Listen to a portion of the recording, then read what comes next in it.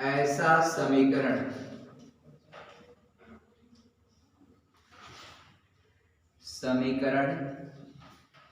जिसका प्रारूप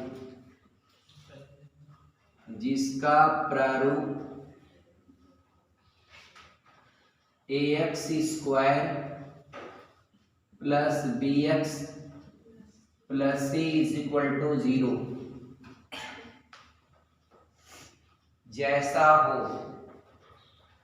जैसा हो। ठीक है डियर, कैसा हो, जैसा हो। और वेयर यानी जहां ABC जो है, ABC रियल नंबर है, वास्तविक संख्याएं। क्या है डियर? वास्तविक संख्याएं हैं।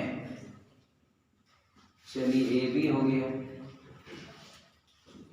एक कंडीशन और डाल दिया जाए तो बहुत अच्छा होगा। ए का मान किसी भी कीमत पर 0 नहीं होना चाहिए।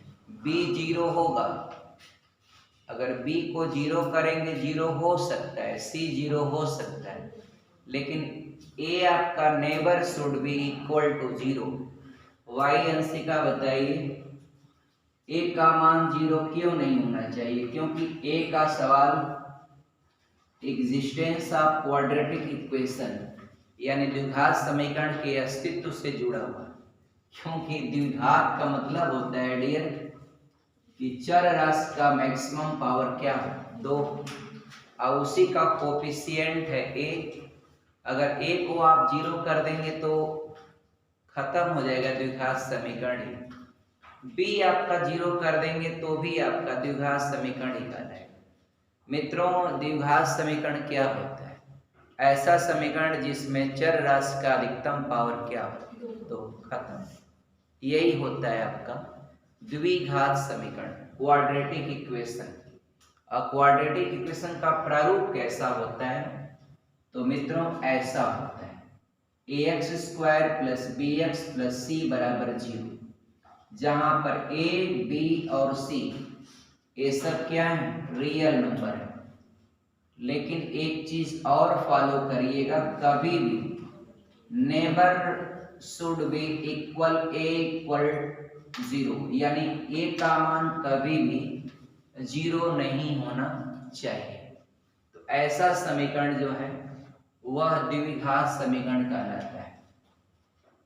तो ऐसा समीकरण द्विघात समीकरण कहलाता है।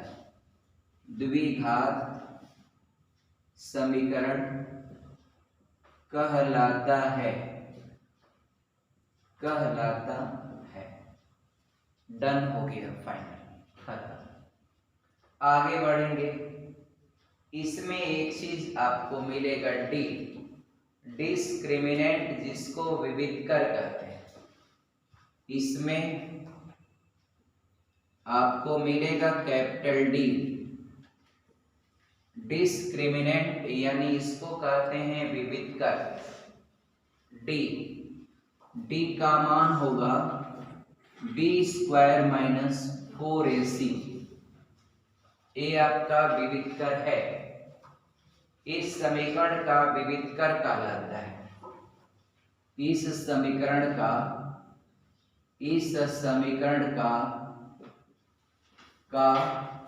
विविधकर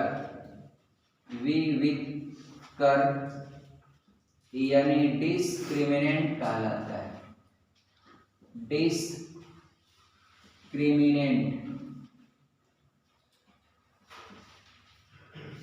कहलाता है। हो गया फाइनल, डिस्क्रिमिनेंट। एक बात और समझिएगा आप, दूसरी चीज देखिए, द्विघात समीकरण के मूल अगर अल्फा बीटा हो, देखिए समीकरण ax square plus bx plus c बराबर 0 के मूल अल्फा और बीटा हों, अल्फा और बीटा हों तो डियर, तो अल्फा का मान क्या होगा,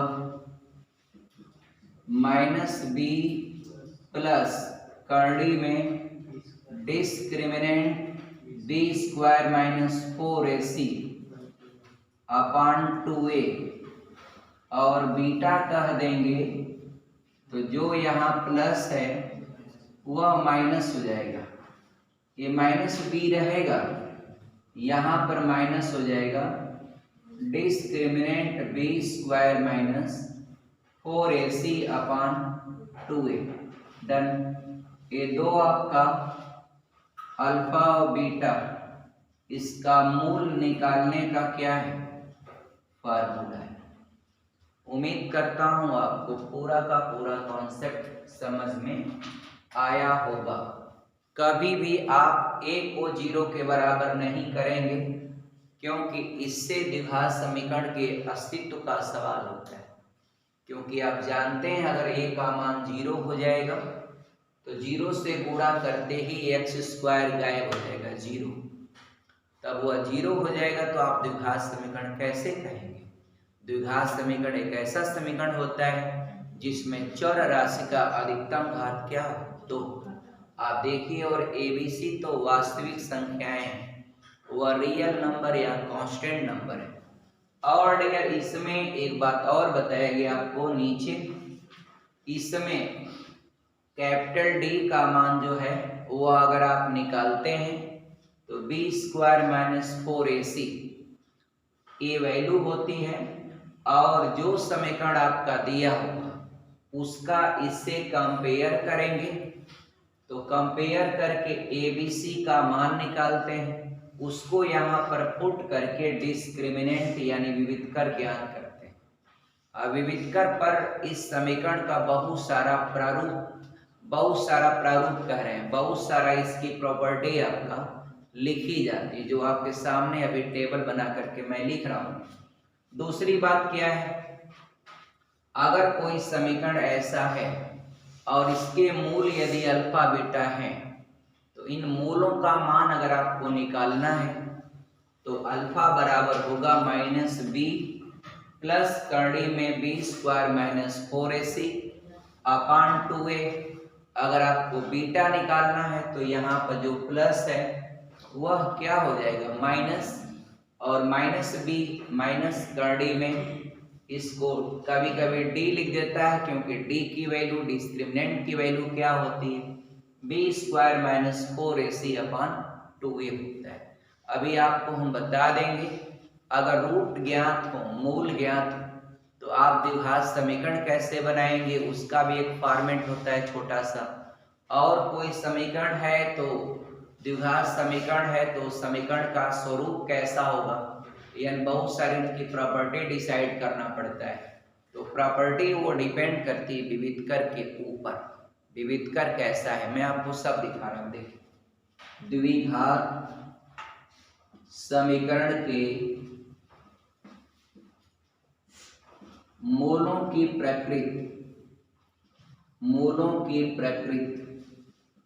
प्रकृति माने आप जानते हैं नेचर होता है, और मूल क्या होता है, वही अल्फा और बीटा। अब डियर मान लीजिए, माना एक द्विघात समीकरण है, ax² + bx + c बराबर 0 ये है, और यहाँ पर एक चीज और लिख दिया गया है, a is not equal to 0, एक द्विघात समीकरण है। चलिए, द्विघात समीकरण है, चलिए है। और सुनिएगा, माना कैपिटल D का मान, लेट यानी माना कैपिटल D क्या होता है, b² - 4ac होता है। एक कैपिटल D का मान है, डिस्क्रिमिनेंट होता है। अब देखिए, अब यहाँ चार्ट बनाएंगे, एक और इसमें क्या क्या कैसे कैसे लिख रहे हैं आप देखिएगा। यहाँ पर डियर लिखेंगे 3 कॉलम बनाएंगे, आपका 1 और ये 2 हो जाएगा, एक तीसरा कॉलम हो जाएगा। इसमें क्या लिखेंगे डियर देखिएगा। पहला लिखेंगे फर्स्ट कंडीशन में, अब यहाँ पर डी का मान होगा, डी का मान, और यहाँ पर मोलों की प्रकृति लिखेंगे और हम आपको समझाएंगे मोलों की प्रकृति। ये टेबल आपको समझ में आएगा 100%, बस आप ध्यान से बने रहें।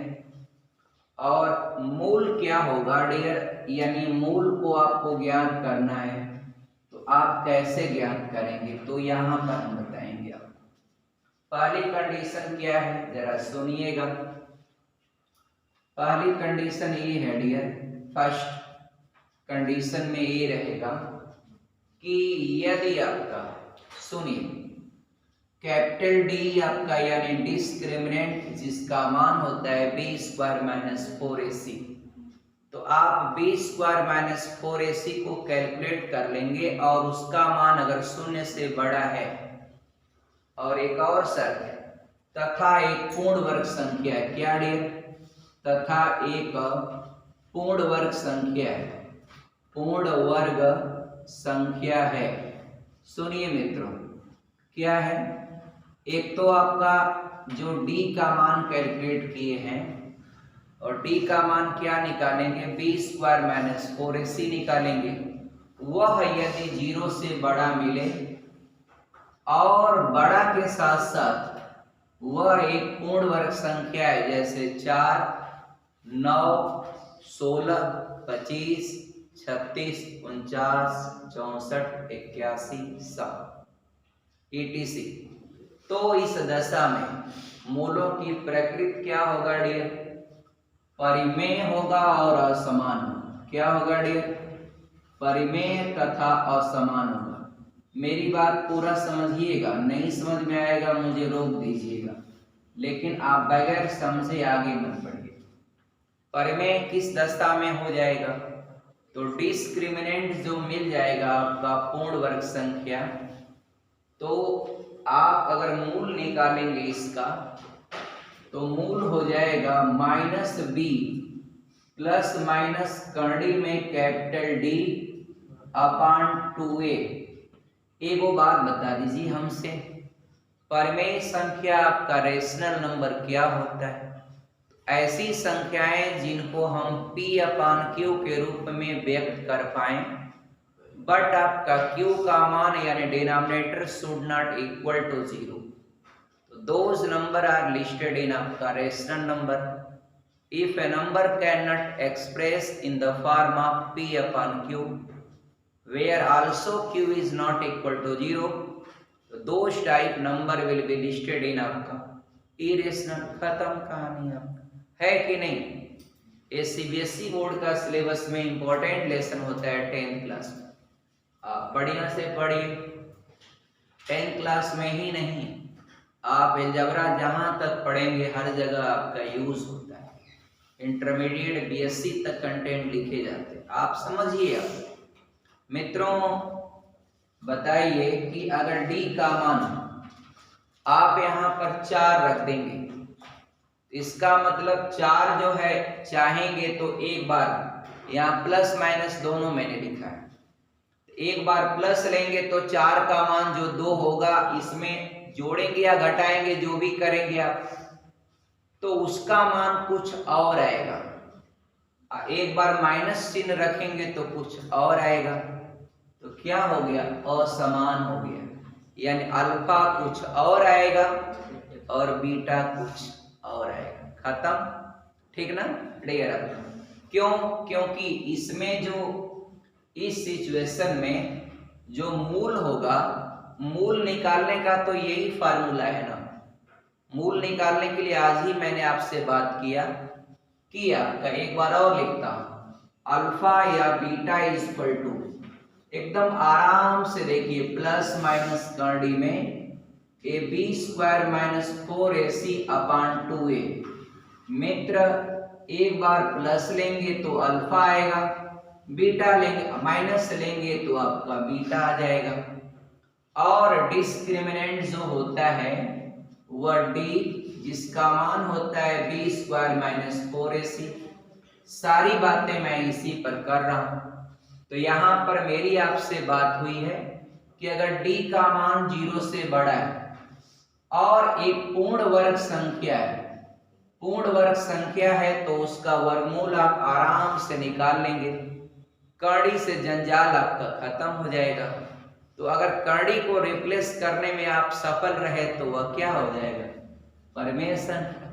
अब कड़ी अगर आपका साथ नहीं छोड़ा तो वह क्या हो जाएगा, अपरिमेय हो जाएगा। खत्म कहानी। अब नहीं समझे आप लोग, हाई स्कूल में कॉन्सेप्ट पढ़ा होगा, हर साल बोर्ड में आता है एक सवाल, चाहे ये आएगा करड़ी में 2 या करड़ी में 3 या करड़ी में 5 या करड़ी में 7, इसको सिद्ध करिए कि यह एक अपरिमेय संख्या है। और फिर एक आध बार और लगा देता, कहता है कि इसको भी सिद्ध करिए, 3 प्लस करड़ी में आपका 5 एक अपरिमेय संख्या है। तो करड़ी में 5 के साथ कोई फ्रेश नंबर भी जुड़ेगा तो एक करड़ी तो हट नहीं पाएगी, इसलिए ये भी क्या होगा, अपरिमेय ही होगा। और सब अपरिमेय होगा, फिलहाल उसको हम यहाँ पर नहीं बता रहे हैं आपको। लेकिन करड़ी के अंदर अगर पूर्ण वर्ग संख्या नहीं है तो वह आपका अपरिमेय होगा, कॉमनली बता दीजिए।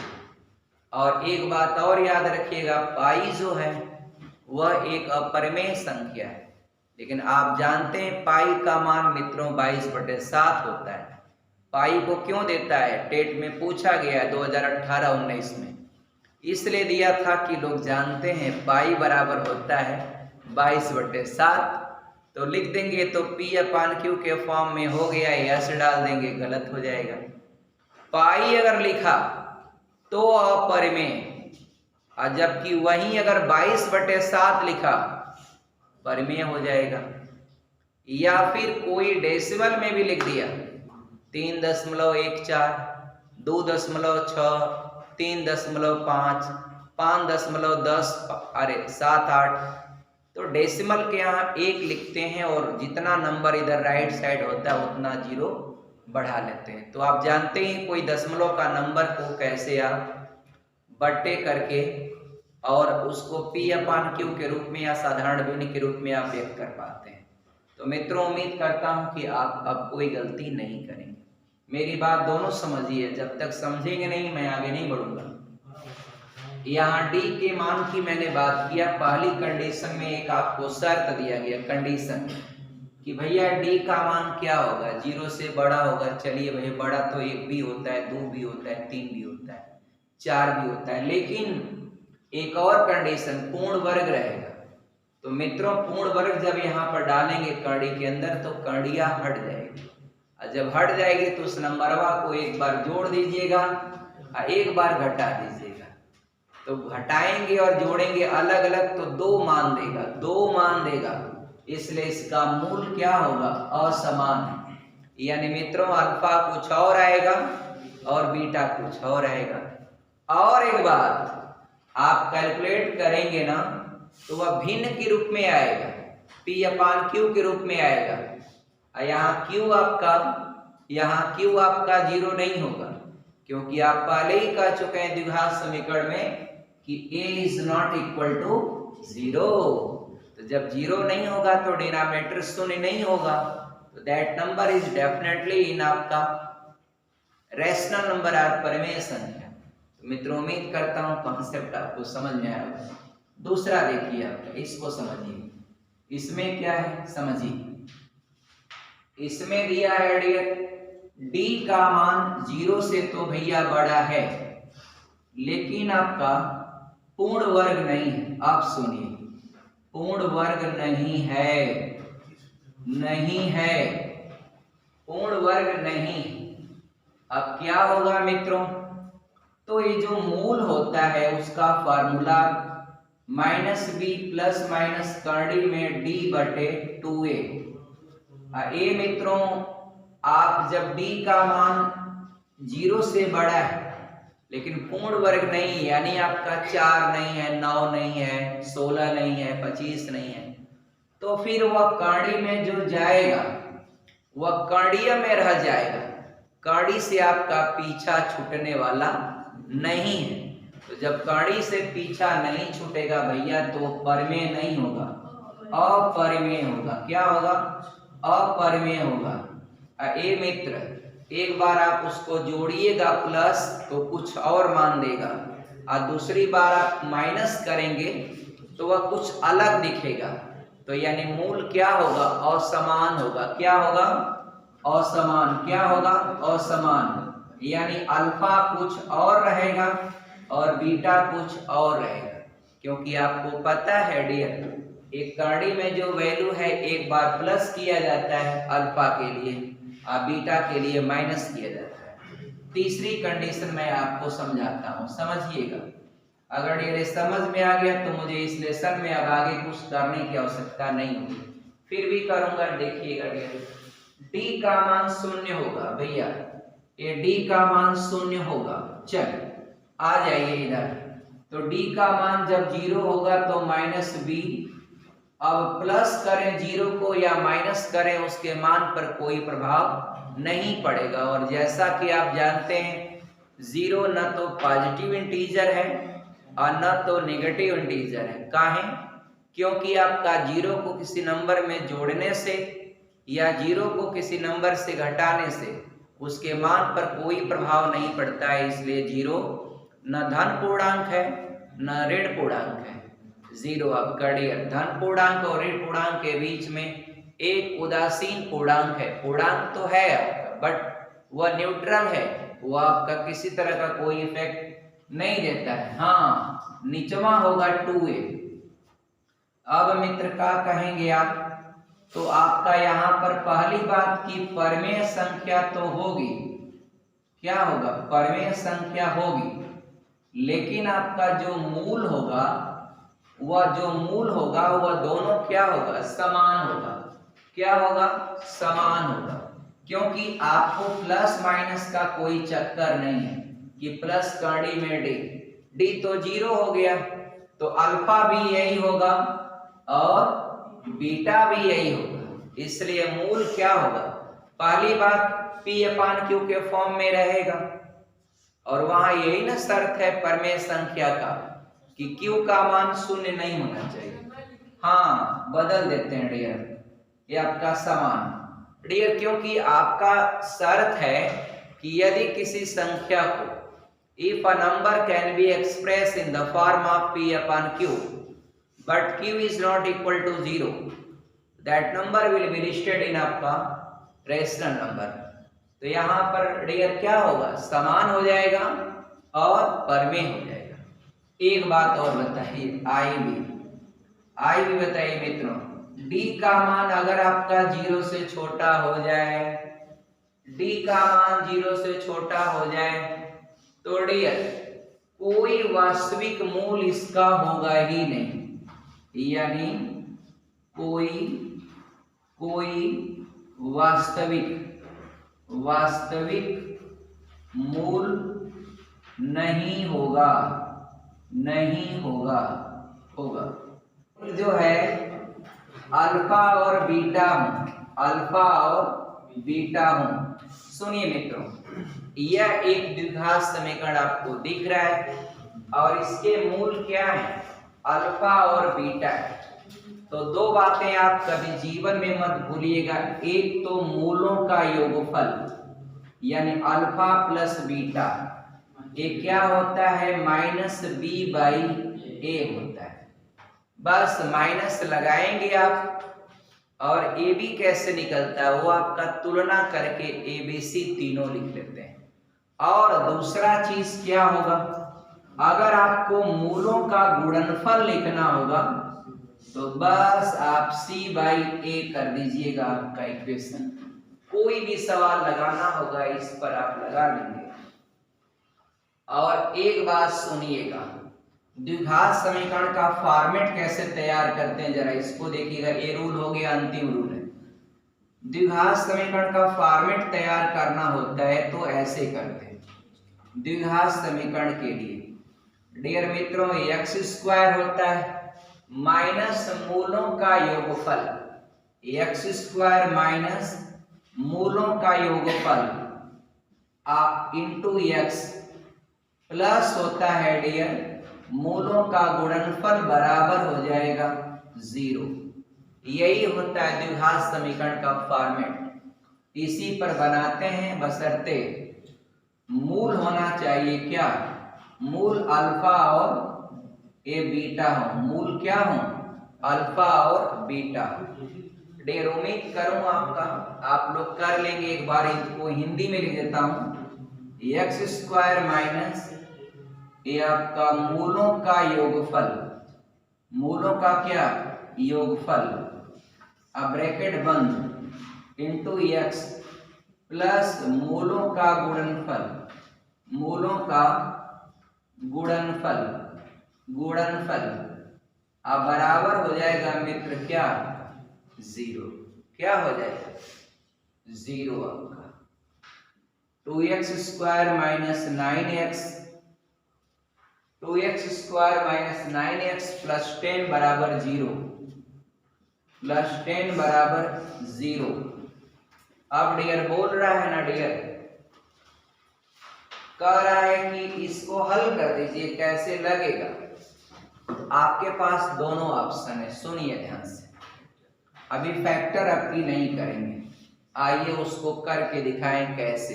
सुनिए ax स्क्वायर प्लस bx आप प्लस c बराबर 0 कंपेयर करेंगे इससे, तो a का मान 2, b का मान -9 और c का मान 10। आपको मूल न निकालना है, तो अल्फा इंटू बीटा, अल्फा और बीटा बराबर नॉट इंटू, ये आपका -b तो b खुद माइनस है और ये -9 है तो प्लस हो जाएगा। आप प्लस माइनस पारी पारा करेंगे, डिस्क्रिमिनेंट देख लिया जाए क्या मिलता है। आपका b square minus 4ac 9981 minus 4 गुणे a का मान 2 और c का मान 10, तो 4 गुना के 8 दहा में 80, तो नीचे 2 इंटू a का मतलब 2, तो मित्रों ये 9 हो जाएगा और प्लस माइनस कड़ी में 1 अब बटे 4। मित्र एक बार आपको प्लस लेना है, एक बार आपको माइनस लेना है, और कड़ी में एक पूर्ण वर्ग संख्या है।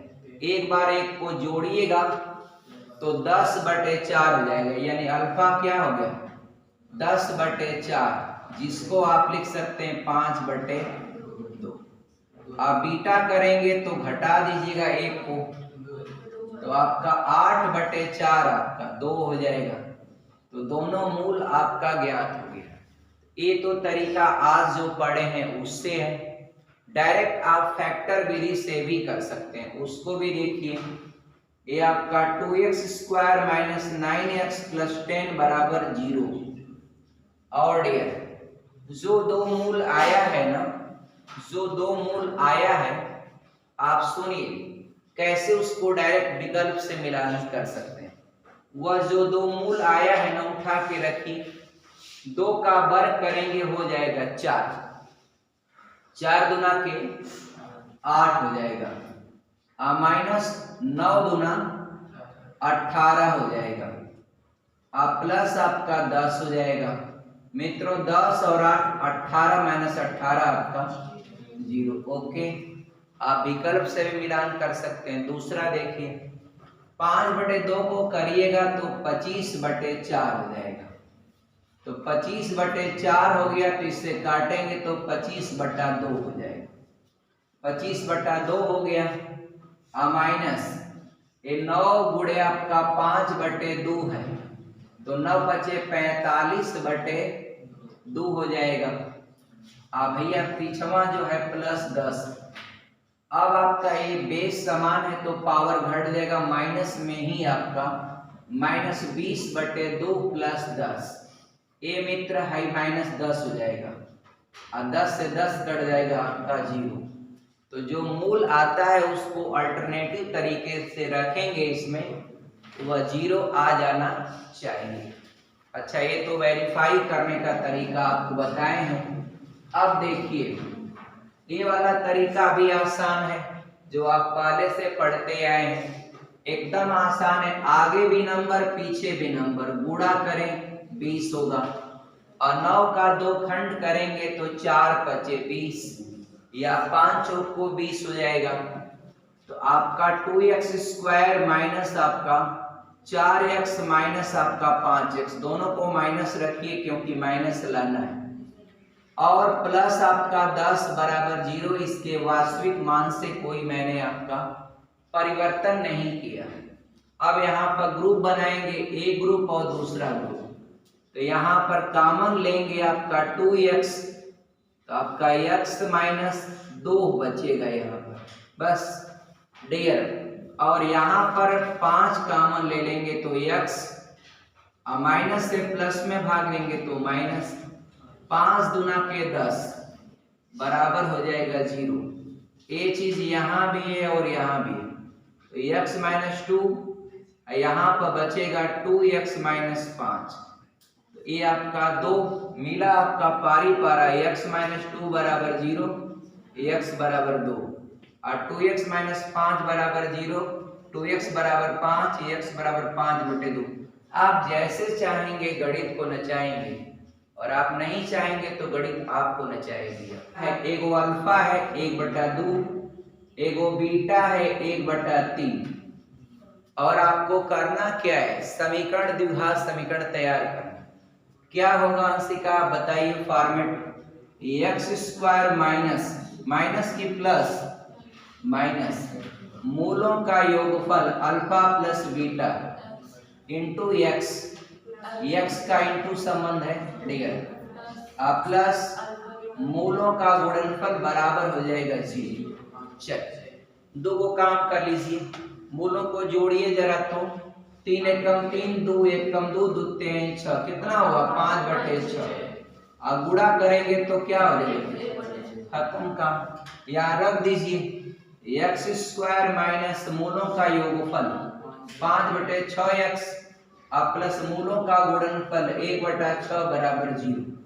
एगो काम करेंगे, एलसीएम लेंगे, एलसीएम ले लीजिए 6, और यहाँ पर बटे 1 है, भाग दीजिएगा, 6 बार जाएगा, 6 का गुणा करिएगा 6x², 6 से भाग दीजिएगा, 1 बार जाएगा, गुणा करिएगा तो 5x होगा, प्लस 1 बार जाएगा, 1 से 1 में गुणा करिए 1 होगा, इधर यहाँ 0 है, बटे 1 कर सकते हैं, तिरिया गुणा करिएगा, 0 में गुणा होगा 0 हो जाएगा, इसका वही हो जाएगा। तो आपका 6x² माइनस 5x प्लस 1 बराबर हो जाएगा 0। ये आपका, क्योंकि इसका इसमें गुणा करेंगे तो 0 होगा, इसका वही होगा, तो वही लिख दिए, उधर आपका 0 लिख दिए। तो यही समीकरण आपको पूछा था कि आप वो समीकरण ज्ञात करिए जिसके मूल, तो कोई भी समीकरण का मूल अगर आपको प्राप्त हो जाए, आप द्विघात समीकरण कैसे बनाएंगे, तो सिंपल होता है, मूल है तो 2 काम करेंगे, एक मूलों का योगफल निकाल लेंगे और दूसरा मूलों का गुणनफल निकाल लेंगे। अब फिर ये फॉर्मेट है, ये फॉर्मेट है, ये फॉर्मेट है x² माइनस मूलों का योगफल इंटू x प्लस मूलों का गुणनफल बराबर 0। बस डियर लगा देंगे, उसमें फॉर्मेट में यूज कर देंगे, एकदम 100% आपका क्वेश्चन जो है डन हो जाएगा। यदि मूल बराबर हैं, यदि मूल बराबर हैं, मूल बराबर हैं तो डिस्क्रिमिनेंट क्या होता है, 0 के बराबर होता है। अच्छा, पहले तुलना करें तो इसका ax² plus bx plus c बराबर 0 से तुलना कर दें। a का मान हो जाएगा 9, b का मान हो जाएगा -k, और c का मान हो जाएगा 81। तीनों हो गया, abc हो गया, ठीक है डियर। अब आपका विविधकरण होता क्या है, b² - 4ac इसी का मान 0 होगा क्योंकि इसके मूल बराबर है। अब रखिए मान इसमें b स्क्वायर माइनस k का वर्ग करेंगे तो वह पॉजिटिव में हो जाएगा, बस यही मेरा कहना है। अब -4ac उधर ट्रांसफर कर देंगे, उधर जाएगा तो +4 इंटू a का मान 9 इंटू c का मान 81, तो 9 चौक को 36 हो जाएगा, गुणे 81। दोनों पूर्ण वर्ग संख्या वर्गवा हटाइएगा तो एक कड़ी में चला जाएगा। 36 गुणे 81, 36 का वर्गमूल 6, 81 का 9, 9 छक 54, यानी 54 is the value of k if आपका root of this equation are equal to each other, तो in that cases the value of k will be 54 होगा यदि आपका इसके मूल बराबर है तो। कोई समस्या किसी को हो तो बताइए, एनीबॉडी आपका बच्चियां आप लोग बताइए, कोई कंफ्यूजन हो तो, कोई प्रॉब्लम हो डियर, आगे बढ़ा जाए डियर, आगे बढ़ते हैं। क्या मान क्या होगा डियर, कैसे करेंगे आप, बहुत आसान है। देखिए पहले तो इसी को निकालना है ना, तो बीटा 1 जा बीटा, अल्फा 1 जा अल्फा, आपस में गुणा alpha into beta. You can write this also, alpha plus beta लिख सकते हैं इंटू अल्फा इंटू बीटा। आ जाइए इधर, आपको डियर एक काम कर लीजिए, इसका 3 हटा दीजिए, बस सारा टेंशन दूर। 3 हटाएंगे तो कैसे हटेगा, पूरे समीकरण में 3 से भाग दे दीजिए, देंगे दे दीजिए। अब ये हो जाएगा x square plus 5/3 x minus 7/3 बराबर 0/3, आपका 0 ही होगा। अब क्या है देखिए, यहां पर आप एक काम करिए, ये माइनस है तो रहने दीजिए, यहां प्लस लिख के ऐसे ब्रैकेटिंग कर दीजिए, क्योंकि द्विघात समीकरण जब भी आप बनाए हैं यहां प्लस है तो लिखिए, ये प्लस लिखिए, लेकिन यहां पर माइनस कर दीजिए। अब मैंने आज ही आपको फॉर्मेट पढ़ाया है क्या, कि एक्स स्क्वायर माइनस मूलों का योगफल माइनस मूलों का योगफल। अब डियर आपका, लेकिन ऐसा कर देंगे तो आपका रियल वैल्यू पर प्रभाव जाएगा, इसको हमें करना चाहिए वहां प्लस लाना है ना, ये आपका हमारा प्लस था तो इसको माइनस कर दें, ठीक है डियर। आइए माइनस है तो ये तो ठीक है, उसको ब्रैकेटिंग कर दिए, अब सही है ना।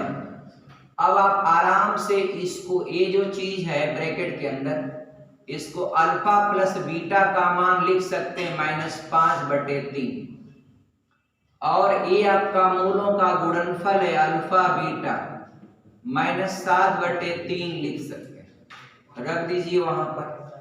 रखेंगे तो आपका मूलों का योगफल -5/3, मूलों का गुणनफल -7/3, माइनस माइनस कट जाएगा, 5/3 गुणे 3/7, 3 से 3 कटेगा, 5/7 क्या हो जाएगा, इसकी वैल्यू कितनी हो गई, 5/7। कोई कंफ्यूजन किसी को हो तो बताएं, एनीबॉडी आपका कोई कंफ्यूजन हो तो बताइए डियर, बताइए जरा। तो 5/7 सी ऑप्शन 70 का सी बिल्कुल सही है। आप देखिए यहां पर डियर आपका प्लस था, अब प्लस को मैंने थोड़ा सा बदल करके ऐसे लिख दिया, क्योंकि मुझे यहाँ माइनस लिखना था, क्योंकि द्विघात समीकरण होता है एक्स स्क्वायर माइनस तब मूलों का योगफल होता है, अब प्लस मूलों का गुणनफल होता है, लेकिन हमें इसके वास्तविक वैल्यू पर कोई बदलाव करने का कोई हक नहीं, तो मैंने बगैर बदलते हुए वास्तविक वैल्यू को मैंने इस तरह से लिखा है डियर। अब आप समझिएगा, उम्मीद करता हूं कॉन्सेप्ट आपको अच्छी तरह से समझ में आया होगा डियर। थैंक्स, जय हिंद।